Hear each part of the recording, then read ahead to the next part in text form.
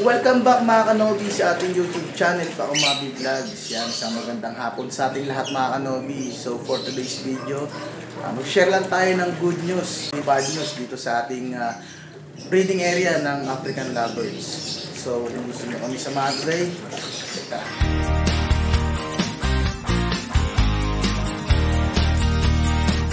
So yun nga mga kanobi, no? Mag-update lang tayo dito sa ating mga papisa dito sa ating dalawang project na Opa Pale tsaka sa Lutino. So dito muna tayo sa bad news muna tayo mga kanobi. Yan. So ito pala mga kanobi yung egg nung ating Lutino. Yan, project Lutino.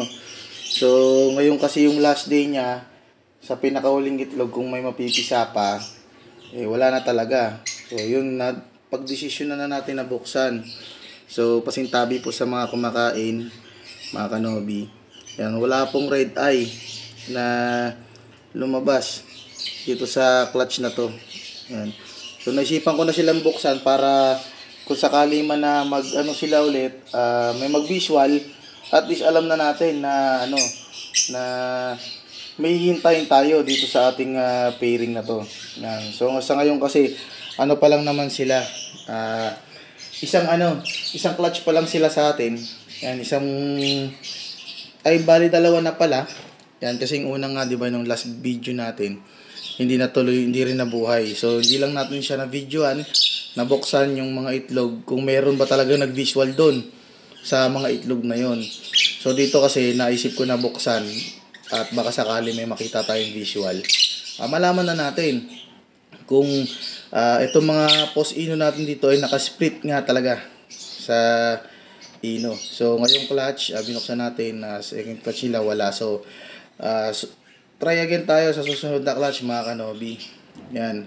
Sana makapagpalabas sila doon ng isang visual Lutino. So dito naman tayo mga kanobi sa good news. Yan. Dito sa ating paresang Opa Pale.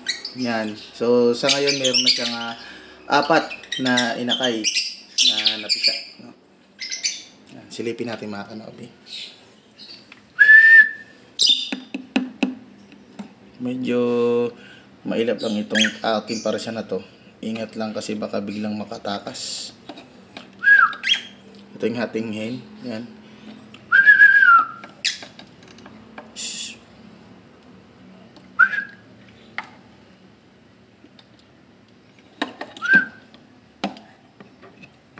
Magpasilip.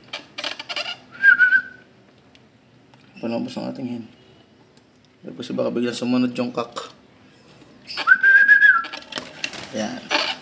Kaya masilip natin yung kanilang mga inakay. So, yan mga kanobi. Yan. Meron na siyang 4 na pisa. So, tignan natin kung may nag-visual. Yan. Ang good news natin dito mga kanobi, hindi lang kasi pangit kasi nung pwesto nila eh. Yan. Meron tayong nag-visual na isa dito.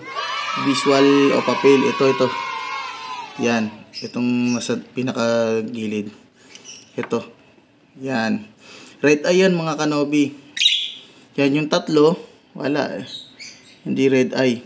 Yan. Pero lahat naman humihinga yan. So meron pang 2 na mahintayin natin mapisa. So, yan, nakachamba tayo mga kanobi. Nakapagpalabas tayo ng isang green Opa Pale. Yan. So, sado natin mga kanobi. Baka magtampo pa yung parents. Ito palang parents niya mga kanobi. Ito yung napanalunan ko sa mga palaro ni Sir Joaquin. Yan. Isang green Opa, split pale. DNA kak, tsaka isang posen lang to eh. Ngayon, proven na sila. At pare silang split. Kasi nakapagpalabas na ng red eye. Yan. Sana next clutch, o kaya dito sa 2 pang natitira, sana mayroon pang lumabas kahit isa pa. No? Para 2 na yung ating inakay na Opa Pale. So, yung mga ID naman ng ating mga kapatid nito na visual ay magiging Opa Post Pale na lang. Yan. Kasi nga hindi sila nag-visual, tsaka galing sila sa back-to-back split. So, hindi natin malalaman doon sa mga hindi nag-visual fail kung alin doon yung may kargang kargang fail follow, kung sino doon yung split, yung magmamano ng split. Yan. So, ang tamang ID doon mga kanobi sa kanila ay magiging post CF na lang po yung tatlong naiwan. Sana mga kanobi may isa pa. May isa pang visual na lumabas sa dalawa. Hanggang pa naman, included yan hanggang 4 pa naman. So, ito kasing pairing na to, second class sa akin. Yan, hindi ko rin nabuksan yung itlog nila kasabay nitong ating Project Lutino. Yan. So, hindi ko pa alam yung behavior na itong pairing na to, kung paano sila mag-alaga ng inakay. Pero as for now, yung ginagawa ko naman na araw-araw na silip, hindi naman nila pinapatay, tsaka nakikita ko naman na may subo. Nga lang medyo mailap. So siguro nagamit na rin to sa breeding doon sa pinanggalingan niya. Magaling din siguro bumuhay. Sana ganun mga kanobi, para meron tayong pwedeng pagposteran kung sakali. Yan. So yun lang mga kanobi, yung ating mini update dito sa ating para siyang Opapale tsaka sa Lutino. So dito naman sa ating dalawang post-ino rin sa taas. Yan. Wala pa rin silang egg. Tsaka sa tingin ko kasi mga kanobi, ito ay same cock. Yan.